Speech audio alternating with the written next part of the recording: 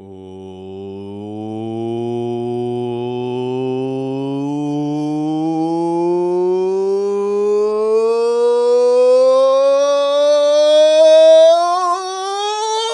to the Russ Joy Show. I'm Russ Joy. You figured that out because you're smart, and it's also the name of the show, and it is an earlier than as of late kind of show. Welcome in. Today's the last day of school for the kids. I don't know how I'm going to do it this summer. I really don't. I have no idea. And so much of the burden of this is going to fall onto my wife. But she still has another week of work before her school's done for the year, which means that all of next week it's going to be me and a house full of kids. What could possibly go wrong? He asked out loud, knowing damn well that anything and everything can go wrong.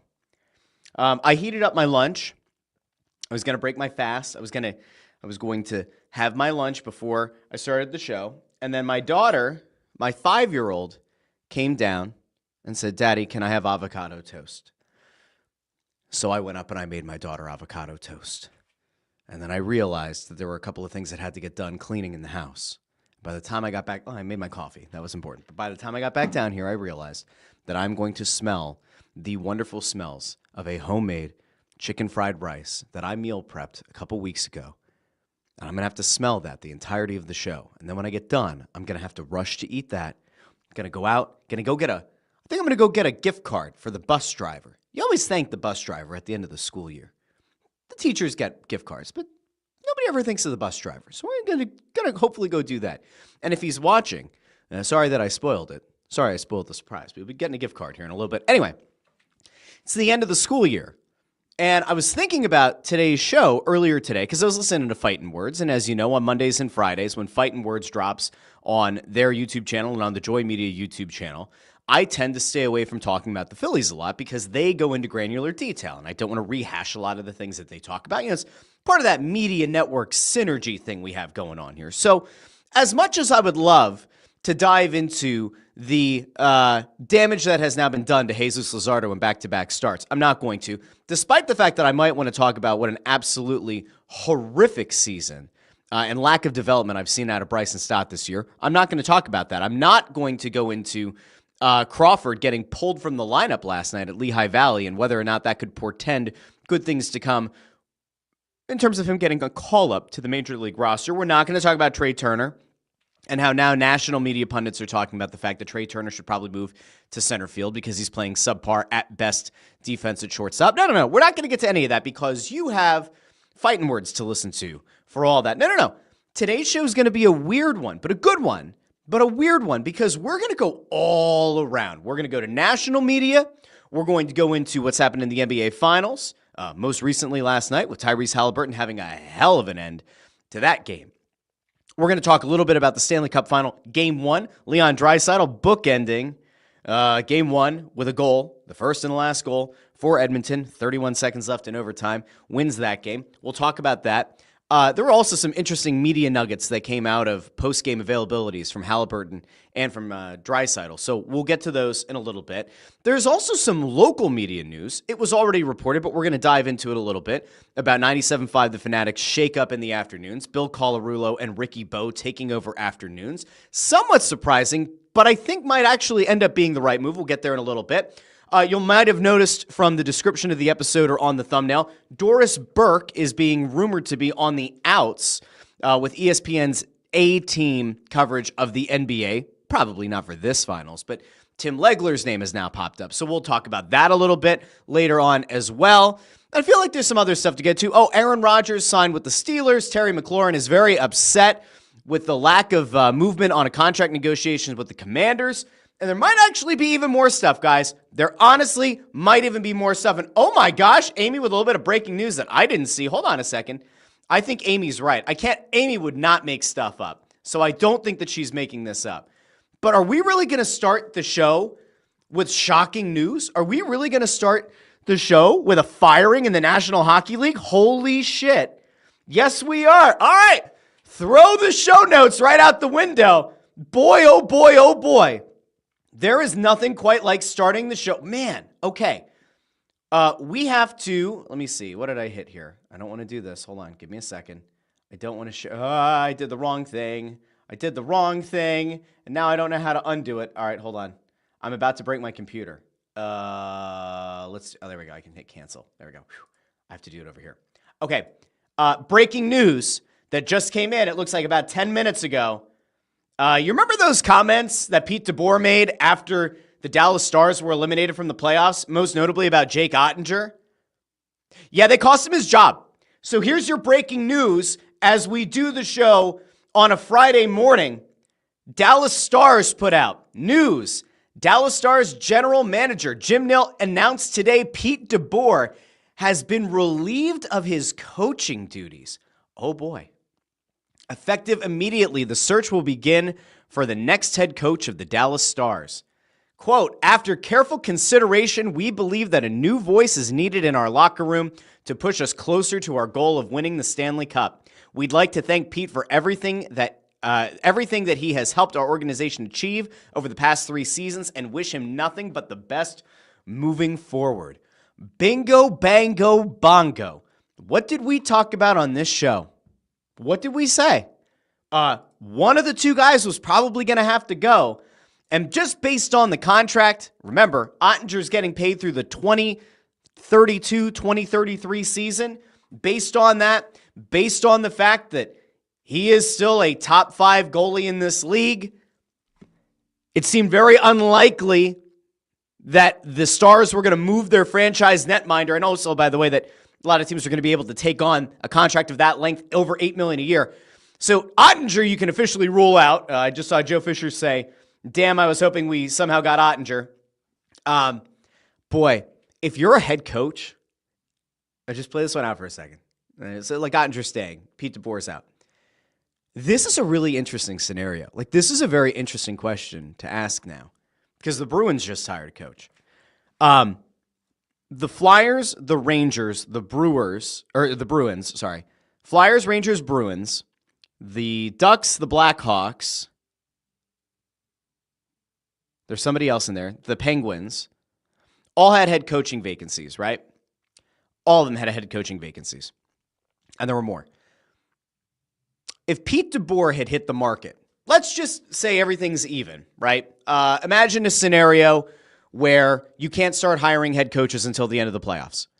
If Pete DeBoer's name were on the open market, would he have been the number one most interesting name on the head coaching market? I would think yes. Would he have been the guy that would have probably been the one that the teams would have gone after the hardest? I would say probably. Sullivan probably would have been up there as well. Let's not underrate Sullivan. Tockett's name would have certainly been around a lot of these teams as well. But Pete DeBoer hits the coaching market after a lot of these head coaching vacancies have been filled. Are there any teams right now that have a little bit of not disappointment, not regret that they made the hirings that they did when they did with the available candidates they did? But with Pete DeBoer being fired now by Dallas, he hits the market. And I honestly don't remember which teams. I'm going to look this up real quick. I don't think there are many vacancies left, right? I don't think there are. Unless I'm missing something that's like hitting me in the face. The Penguins just hired their coach.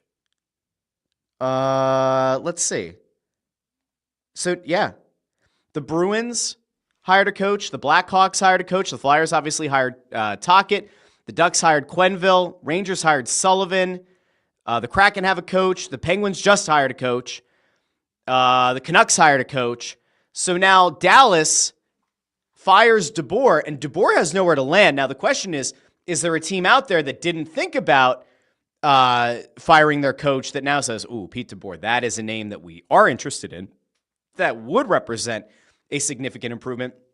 Does Pete DeBoer now become the number one free agent candidate for head coaches on the market in the NHL? And then you start to look at early next season when a team kind of falters coming out of the gate. Is Pete DeBoer the number one guy on everybody's list?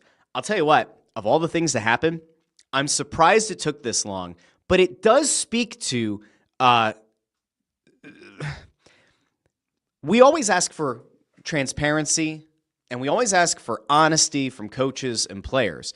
Pete DeBoer, for better or worse, talked himself out of that job. You could maybe, in a sense, draw a parallel, if you want, to what happened here with Tortorella. Now, obviously, there were the reported things about an issue in the locker room with Cam York, but he had that comment that did not sit well with the organization or with the fan base about, to paraphrase, I've never had to lose like this. I'm not interested in learning how to coach a team like this. That didn't sit well. It wasn't the only reason why Tortorella was let go. This DeBoer thing really does feel like a lot of it had to be because of those quotes, because if you think about what Dallas has been able to achieve the last few years, it's hard to say that he's been a reason that they haven't found that success. I mean, remember, he's undefeated in Game 7s.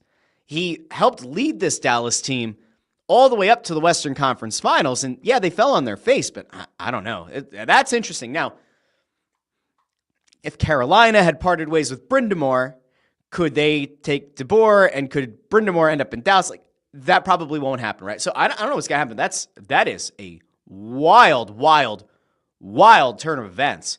And by the way, I say all of this, and like I just mentioned Torts' name. Remember, he didn't take a job in the front office or as an assistant coach with the Rangers. The number one candidate for the job in Dallas. Does he want to coach in Dallas? I mean, listen, if you're put everything aside,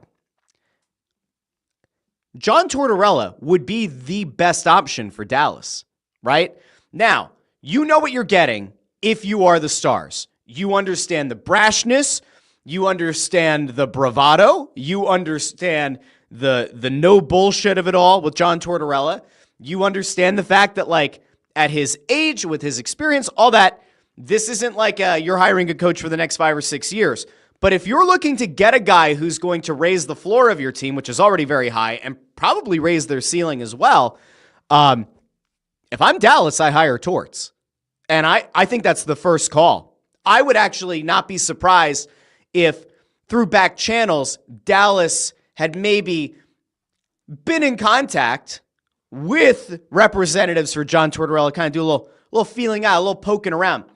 If I were Dallas and I'm trying to get over the hump, Torts is probably the guy I bring in. However, if you are to go down that path, the very clear thing that you have to say to him is, the shit that just happened with DeBoer cannot happen with you. The shit that kind of happened at the end of the Flyers tenure cannot happen here. And Torts is a smart guy. Think about the teams that he's had the most success with. They've had very, very good netminders. Jake Ottinger happens to be one of the best goalies in the National Hockey League. It is an absolutely perfect fit. Now, would it go over well if the players were already worried about how brash and harsh DeBoer's comments were after being eliminated? Are they going to love having John Tortorella in that locker room? I don't know. But from a management perspective, that to me is the way to go. I'll tell you right now, if I were Dallas, my first and only call would be to John Tortorella. I wouldn't go have a lengthy head coaching search. That's the guy. And if you're Torts and you can take over a team that just got to the Western Conference Final, has a legitimate netminder, has a bunch of guys who are very, very talented. You have a stud of studs in Mikko Rantanen. You just re-signed one of the best up-and-coming young centers in the league at Wyatt Johnston. You have legitimate blue liners in Heiskanen and Harley, a bunch of those guys. That, to me, is a match made in heaven. Pete DeBoer, I don't know what you're doing, man. Oh, boy. That aged like spoiled milk. By the way, I don't know if I brought this up the other day or if I brought this up when we talked about Pete DeBoer last, but you guys know who Pete DeBoer looks like, right?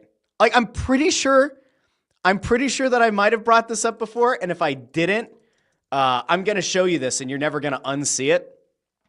Let me just bring up a nice little photo here of Pete DeBoer quick to compare this to, because I do think that it's important everybody sees this, because it is 100% legit. All right, here we go. We're going to take this one, and we're going to open this picture here. All right.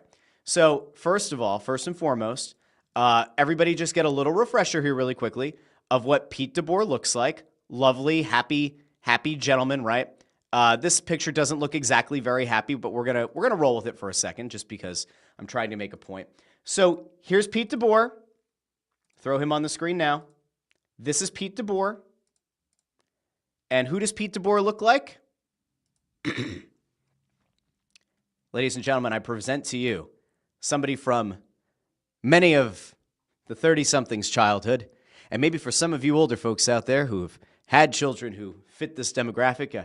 Here is Pete DeBoer. And who does he look like? Baby beluga in the deep blue sea.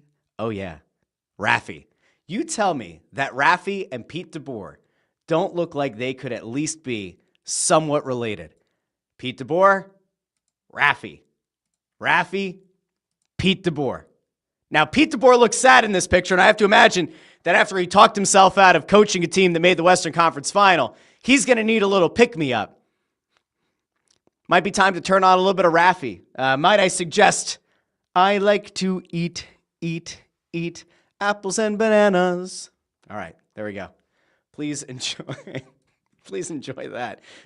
Brian Knowlton asks, have you ever seen them in the same room together? JH says, I've never seen DeBoer and Raffy in the same room. Just throwing it out there. All right, so there is a little bit of breaking news to totally throw the entire show off, which is okay. I don't mind having the whole show be thrown off by a little bit of breaking news on a beautiful, wonderful, incredible Friday. But my God, like what an absolute mess, guys. What an absolute mess in Dallas. So now they've got to go out and find a coach, probably Torts, or at least a call should be made to Torts. And DeBoer has no openings right now, pending a team letting their coach go to bring him on. So interesting stuff. All right, now I do want to get to all the other stuff because by God, I had no idea that was going to happen. I don't even know how to feel right now. I feel absolutely devastated. Before we get into it, I do want to go out to the comments because that ultimately is the lifeblood of the show, and I think it's important that I shout out some people, and then we're going to get into all the media stuff. We're going to get into the finals in the NBA and NHL respectively, and we'll also get to the Aaron Rodgers and Terry McLaurin of it all before we wrap up and go off to a wonderful, wonderful weekend. I'm also going to throw the live comment feed down here into the bottom, so if you're unfamiliar with how this works, I'll try to get as many comments as I can on the screen as the show is going live. I won't get to all of them, but if you're on YouTube, Facebook, or X, remember if you're on X, you have to click the video first, go in Periscope mode, and you can put a comment there. Your comments will appear on the screen down below, so you can, tell somebody that you were on the stream of some guy that they've never heard of. That, of course, is Russ Joy of the Russ Joy Show, but maybe they have heard of me, and they've heard of the show because they're smart, and it's also the name of the show. Okay. Let's see. Chris Freed says, D-Day plus 81 years. Wowzers. Is today's D-Day? Today is D-Day, isn't it? Huh. Shows you how aware I am of the world and everything that's happened in the world and world history. Yes, today is D-Day. It's also D-Day for Pete DeBoer. That's not meant to be insensitive. That is not meant to be insensitive, but it is D-Day. Torts is going to storm the beaches of Dallas. Are there beaches in Dallas? If there are, Torts will be there. Again, not meant to be offensive in any way. Let's see. Chris says, you should sing Blood on the Risers to celebrate this day. No. Says, speaking of Patriots, I like the move by Villanova football to the Patriot League. This actually makes sense in college sports, something that is rarely said these days. They're the ones who are going to become like the associate member, I think, if I remember correctly. Like they're sort of part of the Patriot League. They're not a full-on member because of the basketball team being part of the Big East, so they're like an associate member. They're part of it, but they're also not like fully part of it. While you bring up Villanova, though, this is actually something that was kind of cool that happened the other day, and I think I meant to bring this up on Wednesday, or maybe it broke on Wednesday. No, it actually happened yesterday. When we're talking about Villanova, which I know some of you don't believe is a Philadelphia school, and I really don't care because I'm not from the area. We all know I'm a coal region guy. But there was something really cool that happened that I'm pretty sure that none of the other schools in the city can say. Remember Pope Leo? Of course you do. Remember we were saying, like, is Pope Leo actually a Philly Pope? I want you guys to see this in case you haven't seen it yet. Pope Leo met with a bunch of Italian Americans at the Vatican, and look what they brought him. They brought him a Villanova cap. He takes off the papal hat, which I should know the name of. It's not a yarmulke. Yarmulke is for our Jewish friends. I forget what the name of the the Pope hat is. I'm sure that my father-in-law, the deacon's not going to be thrilled that I don't remember the name of the hat. But anyway, he puts on the Villanova baseball cap, and I don't know, listen. That's one of those things that kind of makes you feel warm and fuzzy in your tum-tum. It's just like, look at that guy. Philly guy, Pope Leo, you know? Anyway, we'll keep going out here in the comments. JH says, Russ back to the mornings? I don't know. The summer is going to be weird. I have no idea when this show is going to happen. Because now I'm not only going to have to juggle the work schedule, the meetings, all the other work stuff, but now the kids are also going to be home, and there's a nap time to juggle in there, and there's like activities or camps and all the other, I don't know. But I appreciate all of you hanging out. Connor Buss says, Russ, I need you to do an impersonation of Trump and Elon having their Twitter feud. I cannot do an Elon. I was going to work on one. I have a really hard time with two accents, and it's only two. New Zealand accent and South African accent. I don't understand them. I don't get them. So I don't have an Elon. I do have a Trump, as we know. Elon, so sad. We're trying to stream the Russ Joy Show. It's a great show. In fact, it's one of the top Philadelphia sports shows that is on YouTube, and we love YouTube. But it's also streaming on X at Russ Joy. At Joy on Broad, but he can't stream it from the Russ Joy Show on X because you have to pay to have a premium account to do live stream video. Isn't that sad? It's so incredibly sad. That, by the way, was crazy. And I saw all these people saying, is this Kendrick versus Drake for people on in the right wing? And I was like, I don't know. If you don't like either of them, does that mean it's Drake versus Drake? I don't know. Hexram says, hi, Russ. Love you, Russ. Hey, Hexram. Thanks for being here. You're the best, I think. Let's see. JH says, every time I see it, I'm still so impressed with how hard the intro goes. Thank you, JH. I do appreciate that. Nick Johnson says, I'm going to go on a nice medicated run. I don't know what a nice medicated run. Well, good luck with that, I guess. Maybe this show is your medication. If it is, I actually don't know what to make of that.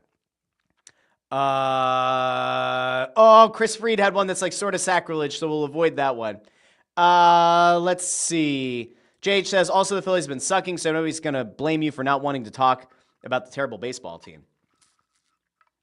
Yeah, it's brutal. It's brutal.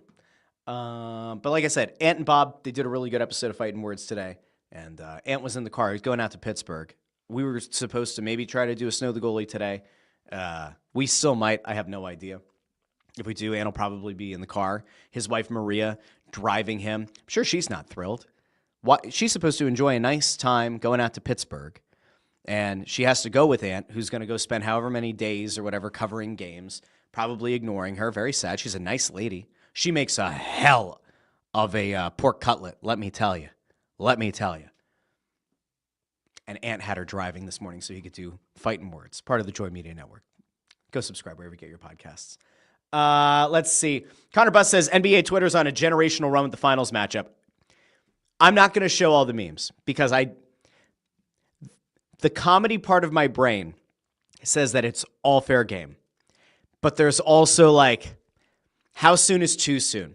If I make a JFK joke, is it too soon? I would say probably not. Now, can I get away with a John Wilkes Booth joke on this show? I think I could. Like if I told you last night that like watching the NBA Finals, Game 1, Tyrese Haliburton seemingly not really that involved in the final few possessions, and then he gets the final shot of the game and drains a jumper that ultimately is the game-winning shot for the Pacers. If I told you that you may as well have called him John Wilkes Booth because he blew my mind, is that too soon? I don't think so.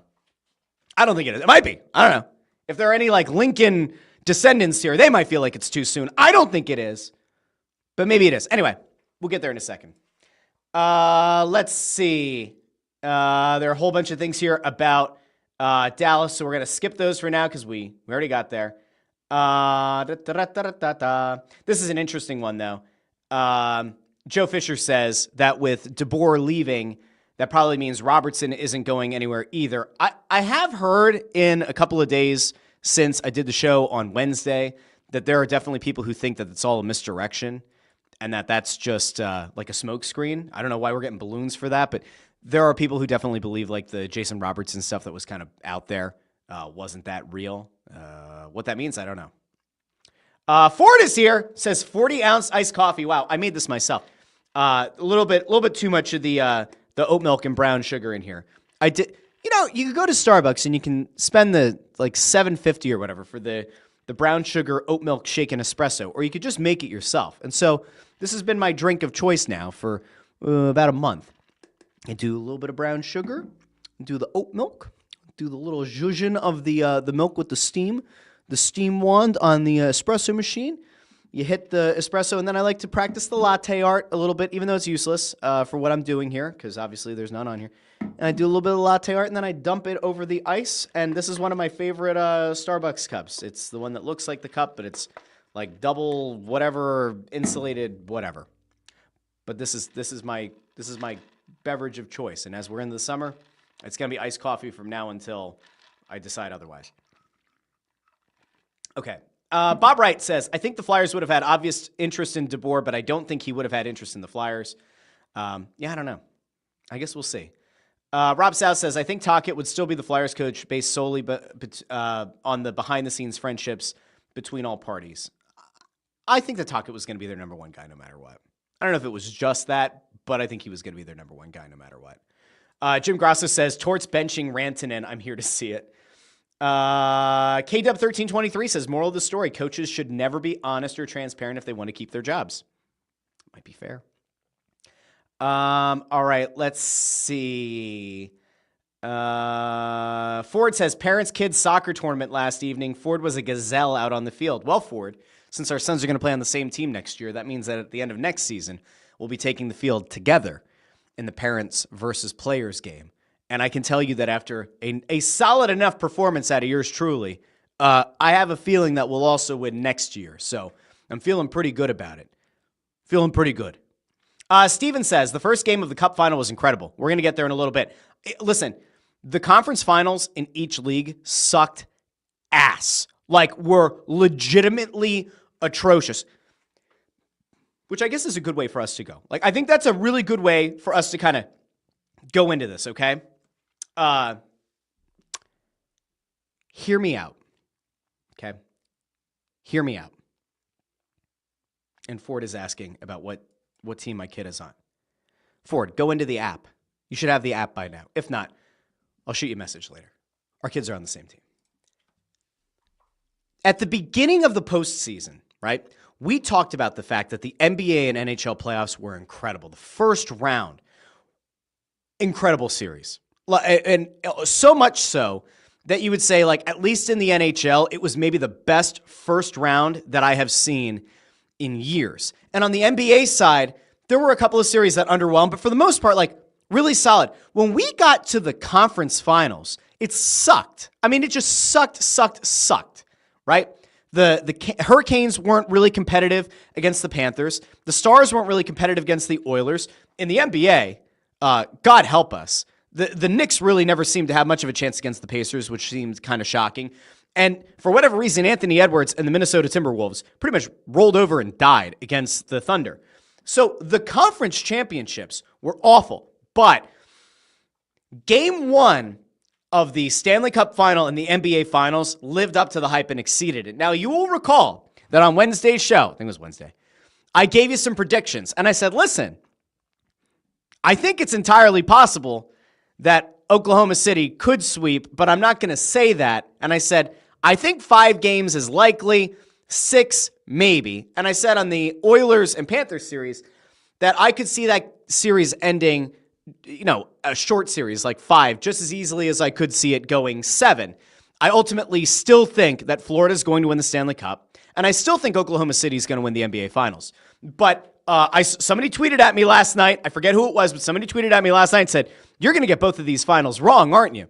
And I was like, you know what? I might. And let's not forget. I like to call people out when they make shit up. I like to call people out when they backtrack on the things they say. I have now reiterated again. I think the Panthers and the Thunder are still going to win the Stanley Cup and NBA Finals respectively. Those series might go longer than I expected. Now, is it possible? Listen, OKC can be a buzzsaw. They could easily win 4 games in a row. But Indy is a very scrappy team. We're going to get to them in a second. And in the Stanley Cup final, listen, I said to you guys, I said it here and I said it on Snow the Goalie, I don't think that Skinner is as good as he's played this postseason. And I still think that there is a non-zero chance that by game 3 or 4 of this Stanley Cup final, Skinner gets pulled. I would not be surprised. I am not a big believer in Edmonton. Now, they go out tonight, and if Edmonton wins and they go up 2-0, and then you have Florida on their heels, and then you got to win 4 of the next 5. That's a tough thing, but Florida's still a very, very good team, so I wouldn't rule them out. I'm going to stand by my predictions. I'm going to stand by what I thought was going to happen, but I will note that the 2 teams I didn't think were going to be able to win game 1 or ultimately aren't going to win their series, they did a hell of a job. And so that gets us into everything that is happening, okay? Let's see. Joe Fisher says, everyone gave the title to the Thunder. The Pacers seemed to flip the script. We're actually going to start with the NBA. Then we'll get to the NHL. We have to do the media stuff because remember, there's local media news as well that I want to get to and national media news. Shit. And we are 31 minutes into the show and we've barely gotten to any of it because of the Pete DeBoer thing. And okay, fine. JH says, by the way, Florida has to win, manifesting McDavid to the Flyers in 2026. Chris Fiore here says, heard Natchez was not happy in Colorado. Would you give Colorado their first back for Natchez? It depends. I would not right now. Depending on how things break on draft night, it'd be an interesting conversation to have. Although he wasn't really that happy in Carolina, he's really not happy in Colorado. It starts to make you wonder what would make the guy happy. So I'm not sure. Come back to me with that next week, and I'll give you a more in-depth answer. I'll mull it over. But, I want to go to this comment because Joe Fisher says everyone gave the title to the Thunder. Pacers seem to flip the script. And I actually have a nice little back and forth that I think kind of speaks to just how much the media stood against the Pacers going into this. And honestly, it is one of the most open, honest national media people that you will see anywhere, Scott Van Pelt, after game 1, after Tyrese Haliburton goes out, hits a shot with 0.3 seconds left in the game, wins game 1 on the road for Indy, who, by the way, trailed in this game by a lot late, 9 points with 3 minutes left. Felt like they kept fluctuating between double digits. They'd get it to within 6, it'd blow open to 13. I want you to hear this exchange between Scott Van Pelt and Tyrese Haliburton, because to me, this is everything that is right with good media people. This is everything that is right with smart media people who are open and honest and ultimately are able to get more out of their guests because they stand by what they said and they also admit face-to-face, I said this and I might have been wrong. I want you to hear Scott Van Pelt last night talking to Haliburton, and there's a little nugget at the very end of this clip that I think is absolutely sensational. It kind of speaks to the comment before about how the media had effectively given this to Oklahoma City ahead of time. So let's go out to Scott Van Pelt. The other night on the show, I put my hand up and I said, look, I was late to the party on it. Yeah, you're a real one for that. Well, yeah, I heard that. Well, so interesting. Van Pelt admits that he said he thought that this was going to be OKC's to lose. Haliburton admits that he watched the show, or at least he saw the clip, and gave him credit for being open. Okay. Real one for that. Well, but a lot of your counterparts won't admit that now. Well, Stephen A. Smith. Oh, so, okay. Now I'm going to give myself a little wiggle room here and say you guys are under 500 at Christmas. Am I right? Oh, we were rough. Okay. We were rough. So were you? All right, so that's good. Van Pelt, a nice little nugget there. You were under 500 at Christmas, were you not? Yeah, we were rough. Okay, cool. Out at the start? We were. Okay, so all I said is I was a little late to the party. For but sure, I put my hand up. We were late to the party, too. Okay. See, a nice little moment there. This is good. This is also, once again, why players open up to Van Pelt. This is also why, despite it being so incredibly late, and a lot of people aren't able to stay up for it, right? Because if you're in your 30s, you just fall asleep. It's what you do at night now. You're not up until 2 or 3 in the morning like you used to be. Anyway, good moment. We'll keep going. Well, and I'll be a real one right now. This is the thing that I was talking about, by the way, the comment about the national media giving this to Oklahoma City. Listen to this admission from Van Pelt. This is incredible. Every single note I had on this card getting ready for this show was about Oklahoma City winning this game. Mm-hmm. And I'm sitting. So he admits that in doing the show prep, every nugget, every factoid that he had on that card was aligned with when Oklahoma City wins game 1. here with you. It's an amazing show that you all are putting on, and the belief is amazing to watch as well. I appreciate you taking the time. Thanks so much. Tyrese Haliburton. I want you to think about that for a second, okay?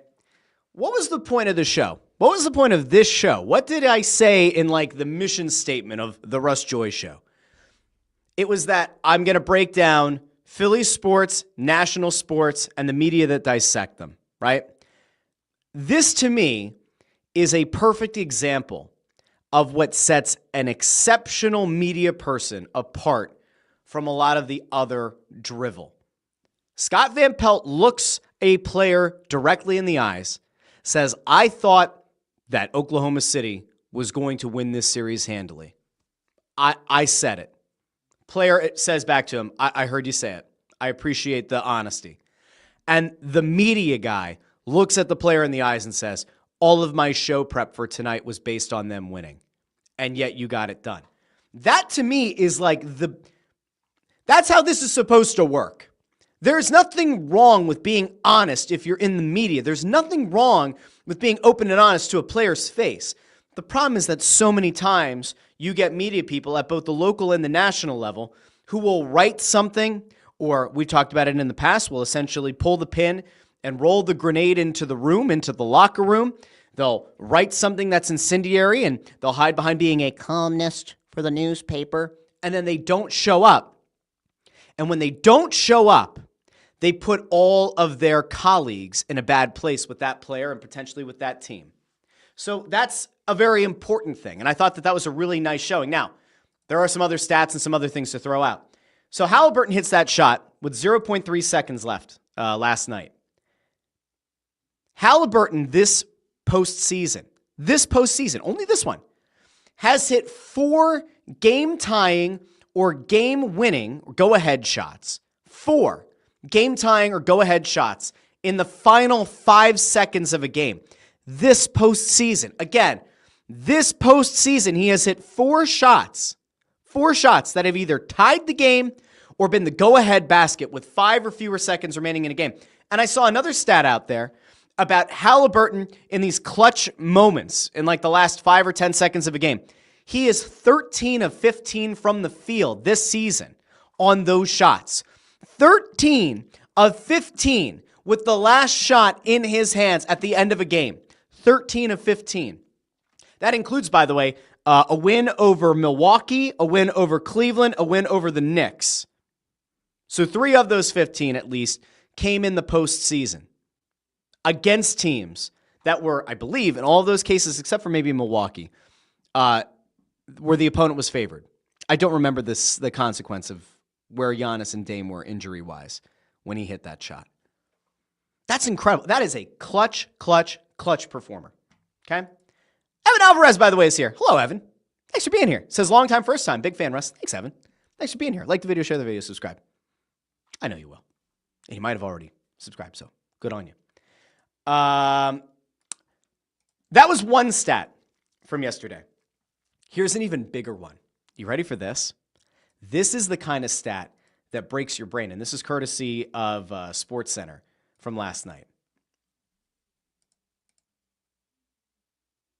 Going into last night, teams that were trailing by 9 or more points in the final 3 minutes of an NBA Finals game since 1971, they were 0-for. A team had never won an NBA Finals game when trailing by 9 or more points with 3 minutes left in a game. Since 1971, they had never won. Last night, Tyrese Haliburton delivers in a clutch moment. 0.3 seconds left on the clock. That's all that's left, which led to Oklahoma City getting a horrible final attempt. Indy wins last night. They become the first team since 1971 in 183 attempts. 183 games. It's the first time since 1971 that a team has come back from down 9 or more points with 3 minutes left to play. That is incredible. Like, that is legitimately staggering. I didn't believe in Indy. I still don't think the Pacers are going to win the finals. I don't. But boy, oh boy. Tyrese Haliburton is a bona fide stud. And you want to talk about a guy who performs in the playoffs versus somebody who doesn't? Is now an okay time to remind everybody who probably already knows this, any Sixers fan, that there had been that rumor out there. Now, in fairness, was Keith Pompey, who put out the idea. I have a hard time. Keith Pompey, to me, I've heard a few of his ad reads, right, back in the day. And to me, he kind of sounds like Droopy Dog. I don't mean that to be mean. He kind of sounds like Droopy Dog. Joel Embiid and Tyrese Haliburton. But I don't know if you know this or not, but there was a time Daryl Morey could have potentially traded Ben Simmons, Tobias Harris, and Matisse Thybulle to Sacramento for Tyrese Haliburton, Buddy Hield, 2 first-round picks. And where did he go instead? Oh, that's right. Daryl Morey went and got his bro Chacho, James Harden. Went and got his bro Chacho, James Harden. That worked out really well here. Yeah. All-time great playoff performer, James Harden. That was great. That was fucking great. Awesome. Thanks, Daryl. Now, the national media have responded this morning. And that is where I want to take this to next, and we'll just keep this thing going. There was shock in Oklahoma City. Like, after Indy pulls off this win on the road, massive, massive shock. And so I want to go out to Windy because Windy was there, and they were talking about this last night on the telecast about how much just shock there was in the arena. But Brian Windhorst kind of gave some color to it this morning. Just want you to hear what he had to say, because it's pretty staggering. To see it last night, extraordinary drama. What's your first reaction? Terrible, terrible night overnight here in Oklahoma City, Greeny. That is putting it lightly.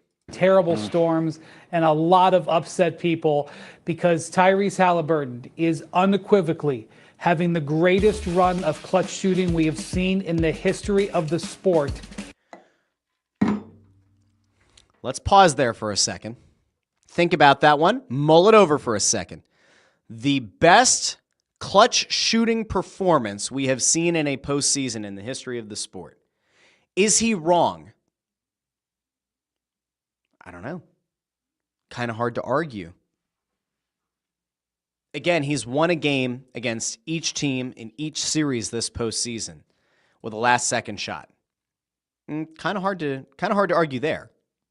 So you know about the 4 shots with inside 1.3 seconds just in the playoffs. But Greeny, I'm going to tell you that this season, Tyrese Haliburton is 12 of 14.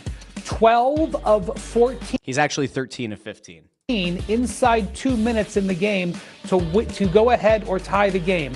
We've never seen anything like that. The faith that the Pacers have in this player in these moments is amazing. And it's also important to note, like, if we go back and we did like a possession-by-possession breakdown on last night's game, you will find, like, Haliburton was involved in the play, but for whatever reason, like, we got to that final shot and I went, isn't he a little bit cold shooting? Like, isn't he a little bit detached from the flow as a shooter? You can understand why, and the shell shock that they gave the Thunder in this game is just unequivocal. I have to also say that this was really a masterpiece of a second half by all the Pacers that is going to be covered by this incredible shot. Correct. But it was a great second half, which is more relevant maybe going forward than just... They played an incredible second half of that game. And Haliburton himself, it wasn't like a bad game by his standards, right? Like, it wasn't an all-time stinker of a game from him. But he only had 14 points on the night. So it's not like Tyrese Haliburton was the hot hand all night. He finishes with 14 points, 10 rebounds, and 6 assists in the game. It was a good performance, but it wasn't like an earth-shattering one, which again is why I said, like, when we got to the end of that game and I see him chucking that shot up at the end, I was like, oh, I don't know. Like, is this the shot? Is it really?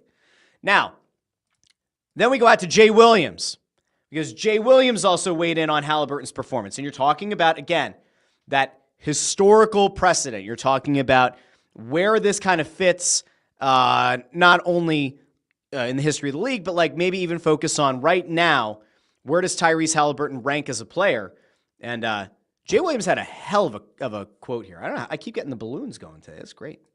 Let's go out to Jay Williams.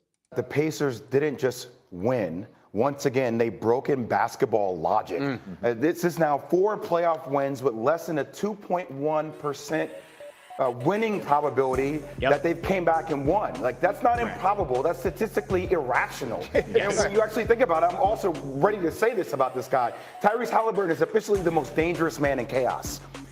The most dangerous man in chaos. The final seconds of games are certainly chaotic. Kind of hard to argue. Okay. It just feels like he creates opportunities, whether that's 9 shots, whether that's 20 shots. He finds a way to put his imprint on the game and have impact when it matters the most. He didn't even look at the other people that are open on that play. You knew he was going to shoot the ball down the stretch. So I think that's a fair, like that again is a very fair point. So when you look at this, right, if you were watching the game last night, you kind of had that feeling that somebody was going to have to step up for Indiana. And it was almost like one of those, why not Tyrese Haliburton? Yes, he hasn't exactly shot the ball well. Yes, he isn't on a heater. The guy's clutch, and it is impossible to argue it. Now, I mentioned this at the top of the show, but there's like a little media nugget in the midst of all of this, right? So you're listening to the NBA Finals, and you're listening to Mike Breen, and you're listening to Richard Jefferson, and the second or third person, depending on how you rank your color commentators, is Doris Burke. And there was a rumor out there yesterday that it's possible ESPN is going to try to replace Doris Burke with their coverage, with that A-team coverage. And Andrew Marchand from, I think he works over at The Athletic now. I feel like, didn't he used to work over at like the New York Post or something? One of the New York things. Anyway, we'll throw over to this real quick. The quote in the story from Marchand is, Burke's spot is not guaranteed for next season, according to sources familiar with ESPN's preliminary plans. While Mike Breen, the basketball Hall of Famer under a long-term deal, is not going anywhere, ESPN will evaluate its entire roster. And there's that thought out there, by the way, that Richard Jefferson's spot on that coverage might also not be totally guaranteed. Listen, I think it's probably fair to say they have never been able to find a combination that has the same kind of magic to it that Breen had with Mark Jackson and Jeff Van Gundy. Like, that was a fantastic three-man booth. I'm actually not a big fan of three-man booths, but those three had incredible chemistry. This feels a lot like less than to me. Doris Burke is a really smart basketball mind. I don't know if she's like the A-team color commentary lead. Richard Jefferson is fine. I don't necessarily think he's A-team of an NBA Finals quality either. Mike Breen, fantastic. I'd put him right there with Kevin Harlan. I will always have the thought that like Kevin Harlan to me is the guy who can get you the most energized to watch just about any sport. If Kevin Harlan called marble races, I would listen to it. I would watch it. Mike Breen is fantastic. It doesn't mean that Doris Burke isn't very good.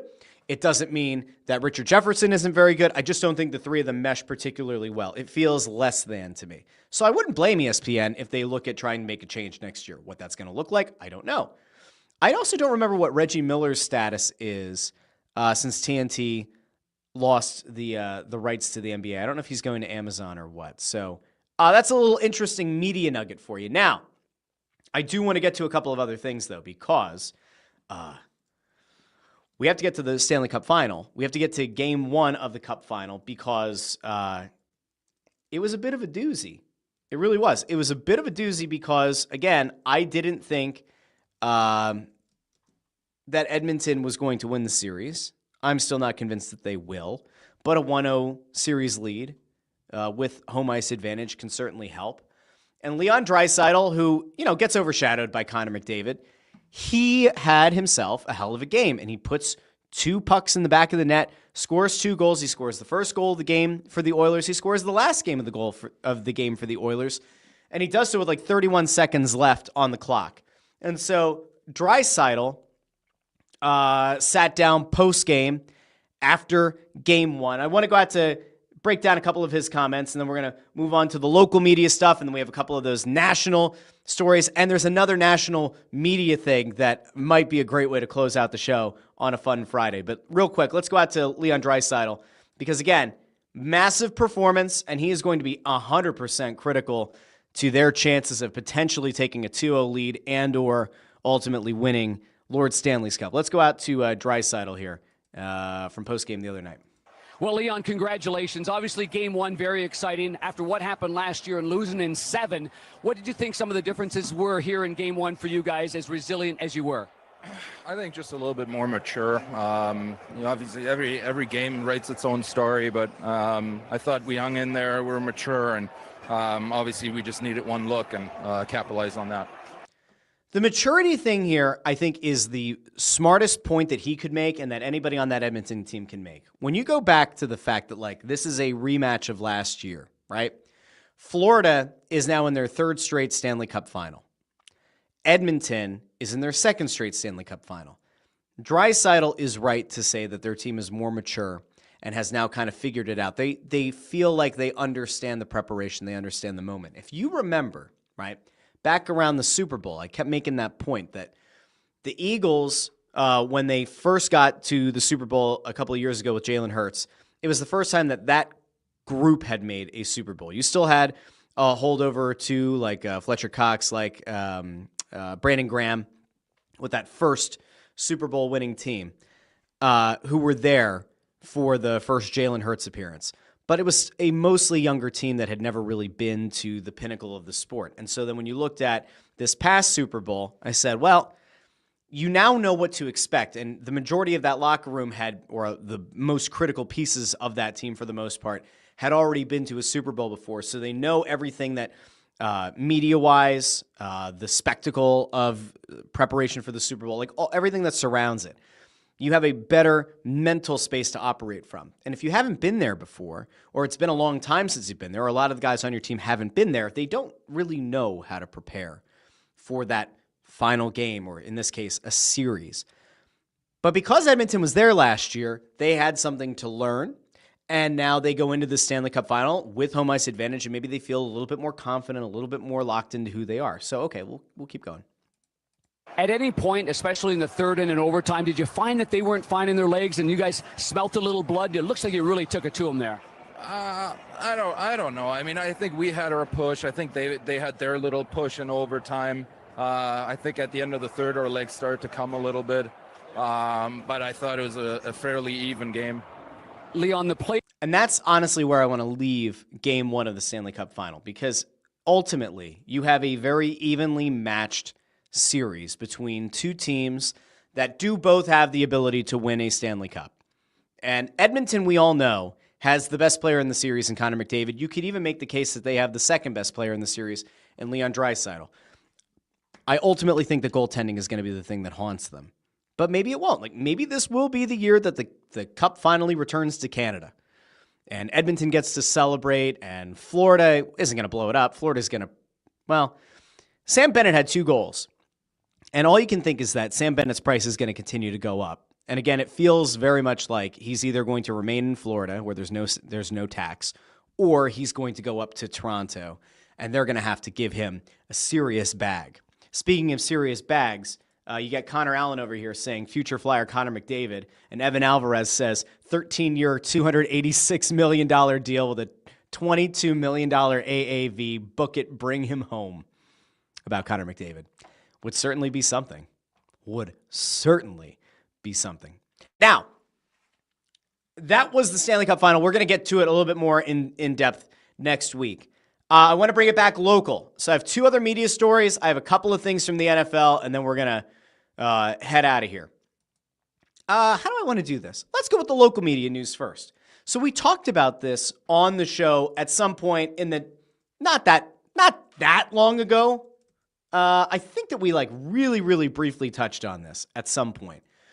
But there was a big shakeup in the afternoons over on 97.5 The Fanatic. Now, if you remember, we talked about when Tyrone Johnson got let go from the Fanatic, and the best show ever, which was the dumbest fucking name in the history of Philadelphia sports shows, a genuinely stupid name, and they added a question mark to it, which the resounding response was no, not the best show ever. When Tyrone got let go, the question was, all right, well, who's going to replace him? And we talked about the fact that, like, Josh Innes was talking about putting in for the job, but he never felt like he actually had a shot at it, and that maybe they already kind of had it preordained in their mind who they were going to hand that job off to. And I said at the time that, like, the least rock the boat kind of move would have been to take Mike Missinelli from the middays and push him into the afternoons, where he had been for a good long time, if he were willing to make that move. And ultimately, like, I don't know if he was. I don't know if they broached the subject with him or not. But I thought that, like, all right, they might just shift Missinelli. And I thought what they could do was have either Salchunas move off the morning, or they would have Bill Colarulo kind of take the lead chair on the midday show. And it's like, all right, if you do that, you're giving one of those two guys, or maybe put them together, you're giving those guys additional seasoning while Missinelli kind of like holds down the afternoons. And then for once, the Fanatic could maybe have a pipeline to the next person that's going to take over the afternoon. But what we ended up finding out is that, well, no, Salchunas is remaining in the morning. Colarulo is now moving to the afternoons, and he went to Twitter, X, and he talked about what the show is going to be. So we're going to roll this one out real quick. So Bill Colarulo, who some of you may be aware of, like 2 years ago was a lawyer, made a hell of a pivot. I think he was working over at Jacob Sports. He was working at the Jacob Media thing, and he's figured out a way to work his way up, and the guy works hard. He has figured out a way to work his way from being a lawyer to being a radio host, to being the foil of sorts for Missinelli in the middays, to now being on this afternoon show, which is also going to keep Ricky Bottalico. Ricky Bo, I think, is the last person remaining, right? Because there was Jen Scordo, there was Tyrone, there was Broads. I think Ricky Bo's the last one from the former best show ever afternoon show. But we'll throw it out to Bill. Let's hear what Bill has to say. The show is now called Unfiltered. Let him make his pitch. This is his sales pitch to each and every one of you that listen to shows on the radio in the afternoons. What's up, everybody? Big news. If you haven't heard, we are launching a brand new Strong bicep game here, by the way. It's a very good look for him. It's a very smart call. The polo shirt, the biceps. Good job, Bill. Afternoon show on 97.5 The Fanatic and NBC Sports Philadelphia.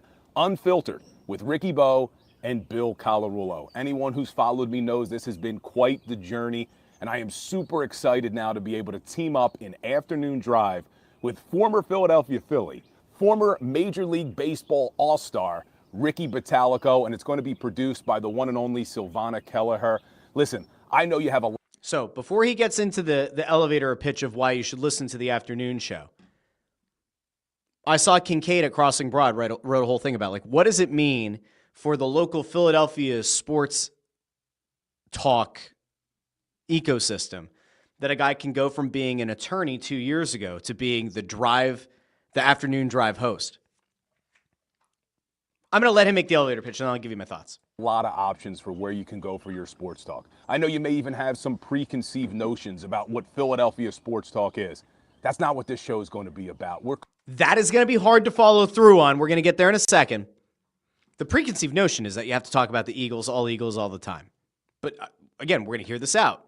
I'll give me my thoughts. Okay. Calling it Unfiltered because that's exactly what it's going to be. There's not going to be the lazy hot takes, the lazy fake trade scenarios, the ridiculous conversations that nobody cares about. No, we're going to provide the sports talk that you want to hear. And anyone who knows me knows I put a lot of time in research because I want to back up my opinions with evidence and facts. And if you know Ricky Bottalico, he's going to be able to... Well, he's an attorney, so evidence and facts makes a lot of sense, so we're fine there. Bring that wealth of experience, having played here in this city at the highest level. This is going to be a great show. We're going to have a lot of fun, but we're also going to provide a lot of value when it comes to sports talk. Check it out starting Monday, June 9th, every single weekday, 2 to 6 p.m. on 97.5 The Fanatic and on NBC Sports Philadelphia. I can't wait. Hope you join us. All right, so let me break this thing down for you really quick. You guys can let me know in the comments what you think on YouTube, Facebook, and X. I like the name Unfiltered. I think that Colarulo and Ricky Bo are going to have really good chemistry. I think it's going to be a solid show. Here's the problem, because there is a glaring problem. And it's not with him and with Ricky Bo. It's not that. And it's not with the requisite level of talent. It is not that. Radio hosts are measured by Nielsen ratings. Nielsen is a very flawed system that we've talked about on this show. We used to talk about way back when on Crossing Broadcast about the limited number of people with meters and how that metering system is in a large way responsible for people's careers, for their jobs, for their standing on the radio, which also includes bonuses. You have a finite number of people who have legitimately a meter that they tune their station to, and that is supposed to be reflective of people in that age demographic and area of whatever terrestrial listening zone, right? So it's not a one-to-one thing where you get in your car, you turn on 97.5 The Fanatic, and then Nielsen gets pinged that Ford is listening to The Fanatic, but then K-Dub 1323 is listening to WIP, while Zacho is listening to Alt 104.5, and Chris Freed is listening to a podcast. There's not a one-to-one way to do that. Now, in theory, they can try to surmise that with streaming numbers. There's a little bit more of a science to that. But the actual over-the-air ratings are measured on these dumbass meters with a finite number of people. And again, jobs are dictated and determined by this. Like, that's why to me, the whole system is flawed. But this is how it has existed for a long time. So here's your problem, right? There are very few things that you can do in this city to get a high rating. You can't talk about Flyers draft pick options in afternoon drive consistently and try to beat the juggernaut that is Ike and Spike and Fritz in the afternoons on WIP. You cannot try to beat WIP at their own game by only talking Eagles when WIP has the rights to the team and therefore has, I think, first right of refusal or maybe even exclusive rights to having the coach and the active players on the roster on the show. So you can't run head to head in the same way with having those people on. You can't do a full pivot and say, well, if WIP is going to talk about the Eagles and all Eagles all the time, even when the Eagles season isn't going on, we're going to talk about the other teams. That stupid little Nielsen thing, those stupid old meters, that stupid system of evaluating, that could cost somebody their job. So it's a very, very hard thing to work out.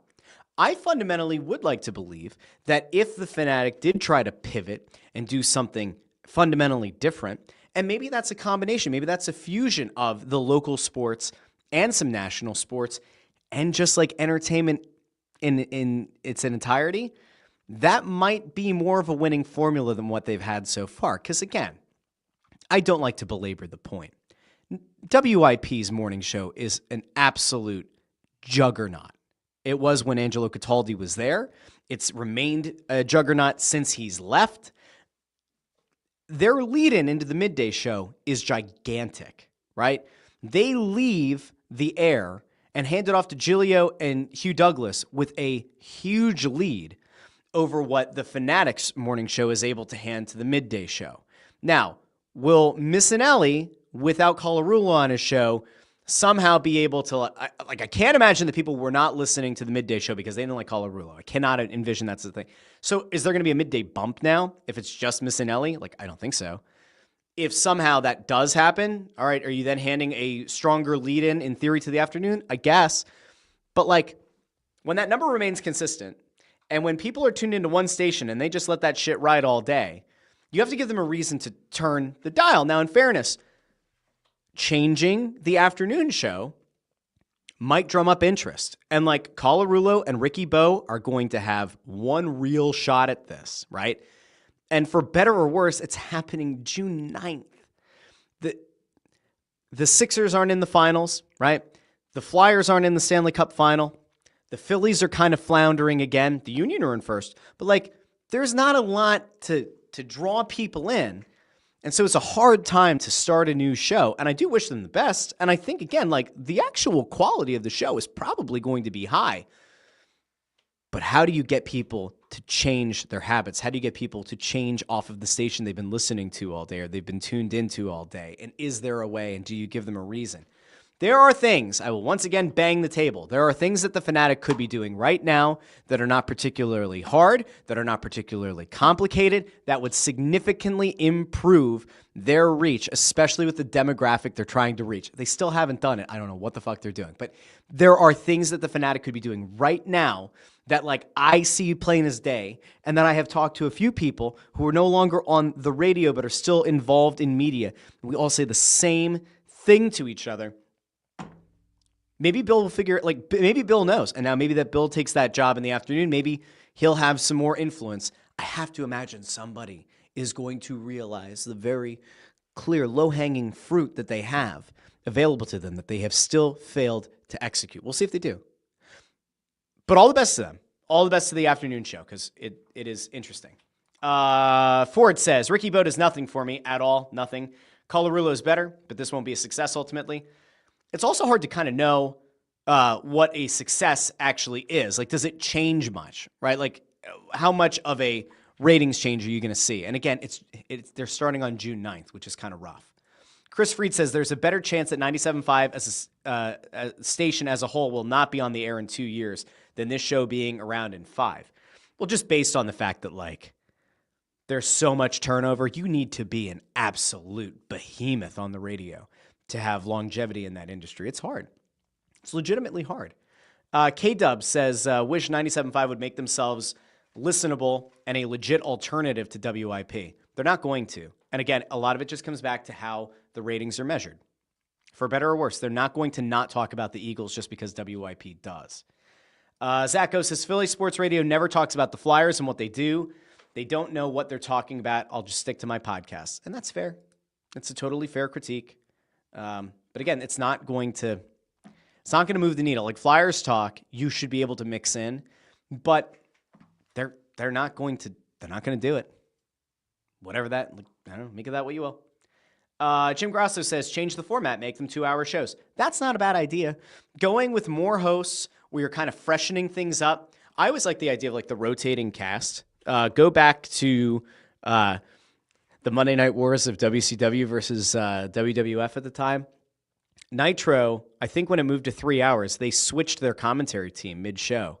It happened the other night with AEW when they did their 4-hour block of Dynamite and Collision. They swapped out the announced teams between Dynamite and Collision, even though it was part of a 4-hour special. Like, there could be a thing there where you do somebody from the morning show stays on, hosts middays for like the first half. That person bails. The afternoon person comes on, does a crossover. Like, there could be a way to do that and to be interesting. And again, there are things that they could do as a station that would make it a more interesting product, and they still haven't done it. Okay, now, I have 2 really quick things on the NFL, 1 national media thing, and then we're heading out for the weekend because that ultimately is what matters the most. All right, here we go. First up, in news that should come as a surprise to absolutely no one, news that we all expected to have happen, and news that ultimately did in fact break, Aaron Rodgers is going to be the quarterback of the Pittsburgh Steelers. Adam Schefter says the Steelers never wavered in their belief that Rodgers eventually would sign with Pittsburgh. Mike Tomlin loomed large in the entire situation. Tomlin was a drawing card for Rodgers and was happy to work with Rodgers' timeline. He's a major reason that Rodgers will be a Steeler. You look at that. You look at some of the weapons that they have added in Pittsburgh. I have a feeling that Rodgers is going to succeed there.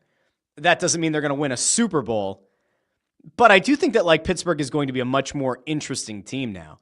So now you throw Aaron Rodgers with the Steelers into a division that already has Lamar Jackson and a very talented Ravens team, Joe Burrow, who I'm not going there, but Joe Burrow and the Bengals, who always start off really poorly and then they kind of get hotter as the season goes on. And then people go, oh, can you believe how they got themselves out of this hole again? How'd you end up in the hole in the first place? They're in that division. Oh, and by the way, Cleveland. Constantly trying to get better. It's going to be a fun division to watch. The AFC North will be a really fun division to keep an eye on. Now, when we bring it back closer to home here to the NFC East, this news broke yesterday from Jordan Schultz. Sources say that the Commanders might have an issue on their hands. All-pro wide receiver Terry McLaurin, Scary Terry, has made it clear to the team that he's frustrated with the lack of progress on a long-term deal. And then Schultz says, as previously reported, McLaurin unexpectedly left voluntary workouts after initially attending. It remains to be seen whether he'll report for mandatory minicamp. He's entering the final year of his contract. Talks have been minimal. If you're the Commanders, your number one most important thing that you can do is make sure that your best weapons are available all offseason, right? You have to. Jaden Daniels is trying to rev up and build on a very successful season, leading that team into the playoffs. He's trying to build. They, as an organization, have done a really good job of building that team up. And yet, you can't figure out a way to have a legitimate negotiation with your all-pro wideout, probably the most important weapon on your offense for Jaden Daniels. Like, you can't get that figured out. Feels like a mistake. Now, listen, maybe Terry's idea here, apply just a tiny little bit of pressure, leave the voluntary minicamp, put a little bit of pressure back on the organization, hope that the quarterback maybe speaks up for him. If somehow this leads to Terry McLaurin getting moved or getting released and landing somewhere else, that would be cataclysmically bad for the Commanders. And again, it'd be even worse for the development of the young quarterback. So they got to figure that shit out. Now, there's one other story that I wanted to get to just really, really briefly. And this is one of the wildest media stories to happen in a while. This is a national media story. And I saw it yesterday. I went, oh boy. So I don't know how many of you keep up with like what happens on like satellite radio, what happens with people that have been in the national eyes and ears and everything in the past and remain there. And some of you might not even have known this person is still like had a national show. But Michelle Beadle was hosting a show on Mad Dog Radio on Sirius XM. And, well, she's not hosting the show anymore. She and her co-host, Cody Decker, are no longer with Sirius XM. Now, in fairness, they apparently knew that somebody was going to be getting brought into Mad Dog Radio. They didn't know the name of the person. They didn't know the timing. And they also didn't know that their show was going to be the one that was going to get the axe. Well, the news broke that Michelle Beadle and Cody Decker were going to lose their spot, I think by September, and that the person taking over their time slot on Mad Dog Radio is Stephen A. Smith. That didn't go well. That didn't go over well at all, because Michelle Beadle and Cody Decker then went on to Sirius XM, and, well, the cat was already out of the bag, and apparently they weren't supposed to talk about it, but can you really blame them for being upset? I just want you to hear, well, we'll do a couple little snippets here from their show and them reacting to realizing that they no longer have a job, like as of September or whatever. All right, let's bring that on real quick, and then we'll get ready to roll out for the weekend. Man, all I ask is to be treated with respect. Well, how many times do I say I give what I get what I give? And so here we are. We're going to do our shows because we're contractually obligated to be here. We're going to talk about Tibbs because, yeah, they fired him yesterday in the middle of this year's show, which we both reacted to very organically and genuinely, because as much as people had sort of been talking about it, it still felt very, very absurd after a 51-win season and just being eliminated from the Eastern Conference Finals. So they reacted to Tibbs getting fired, and then the next day, whoops. I've heard so many theories. I've heard so many buts, and it's time. And I will never agree with anybody saying that. I think that is absolutely absurd, stupid, short-sighted, and asinine. But then again, she really hates the Tibbs firing. But then here's where Here's where it gets good. What isn't? So, yeah, 888 Mad Dog 6 is how you can reach us today. Yeah. And it's going to be fun. It's going to be a fun few hours here. Yeah.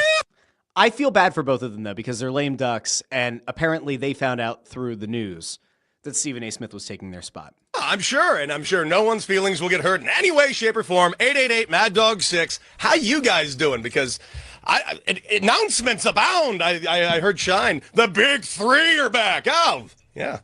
What does that mean? Big what? You know, big three, the Mad Dog. Oh, you mean? Uh-oh.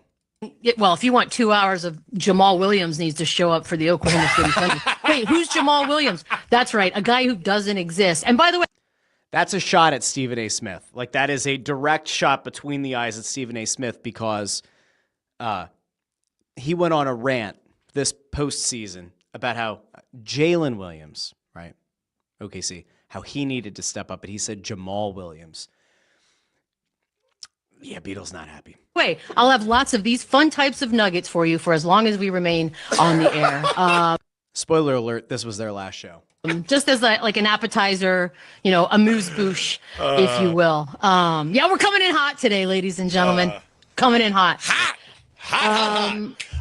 So they know the writing's on the wall. And so you have two choices. You can either go down with grace, I guess, and just run out the clock on the next 3-ish months until Stephen A. Smith takes the time spot, or you could do this. Yes, so the cat's out of the bag. I guess we're talking about it. We weren't supposed to, just as a heads up. Acknowledging that on the air is also kind of tricky. Acknowledging that you weren't supposed to talk about it, now you are. Okay. We were only given a few hours notice, but we weren't told any details. We were promised that no details would be released. We didn't even know who was taking our place That's rough. in the lineup. Just that it was going to be announced that new show was being added. Unbeknownst to us, the Hollywood Reporter, of course, had all the details. So it was a little embarrassing. I'm not going to lie. I've been in this business for 20 plus years. I've been treated poorly a couple times. This didn't feel good. So, in essence here, they were supposed to work for the next few months. Stephen A. Smith's supposed to take their spot. Beetle gets off the air and then apparently goes and does an interview with Michael McCarthy of Front Office Sports and says that she doesn't respect Stephen A. Smith, doesn't respect his work, thinks he gets stuff wrong all the time. There was something that was brought up in that article, I believe, about like their time together at ESPN. But she and her co-host, by acknowledging this on the air after I guess they were presumably told not to, ultimately cost them their jobs earlier than expected. And then you have the question of like, are they going to get paid now? Like they were presumably going to get paid through, I guess, the start of that new show in September. But like, was this a violation of their contract? And did they now just cost themselves 3 months of pay? Will that also affect any non-compete they have in place? It's all very interesting, friends. I don't envy these positions that some of these people find themselves in. Imagine being an on-air host. You're going out, you're giving it your all, and then you find out just before going on air or whatever, a few hours before going on air, that they're going to announce a new show. And then you're told, like, well, they're not going to say who's getting replaced, and they're not going to say what the new show is and all that. And then you read in Hollywood Reporter or whatever that, like, oh, it's your show that's getting replaced, and it's Stephen A. Smith. And if you're Michelle Beadle, who clearly doesn't have a lot of respect for Stephen A. Smith or his work, that's got to feel like a double gut punch. So that's rough. So to recap, we did a lot of national media stuff. We did some local media stuff. We talked about the NBA Finals, the Stanley Cup Final, Pete DeBoer talking himself out of a job, and a whole lot more. This was a loaded show. It was a long show. I hope you had a fantastic Friday. I hope it brought some joy to your day. Do me a favor, like the video, share the video, and subscribe. Liking the video is massively helpful if you're over on YouTube. Sharing the video, you could share it to your spouse, to your significant other, to your friend, to I don't know who, but you could share it to whoever. It helps the show. Genuinely, it does. And when the show is over, you can go from the live comments, you can go into the regular comments, drop something in there. Let me know what you think about today's episode. Let me know about something you agreed with, disagree with, something you're looking forward to in the NBA Finals, the Stanley Cup Final. Do you agree that Oklahoma City and Florida should still both probably go on to win their series? Do you think Michelle Beadle and her co-hosts were done dirty by SiriusXM? Do you think that 97.5's afternoon show is going to make a dent in WIP's lead? You can let me know all those things in the comments.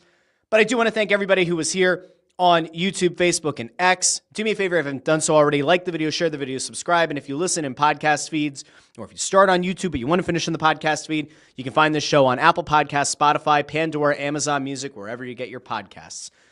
Until Monday, this has been the Russ Joy Show, and I've been Russ Joy, but you knew that already because you're smart, and it's also the name of the show. Have a fantastic Friday. Go check out Phightin Words. Go see if there's a new Snow the Goalie coming out later today. This has been a lot, and I will talk to each and every one of you on Monday here on the Russ Joy Show. Have a great weekend, everybody. Bye now.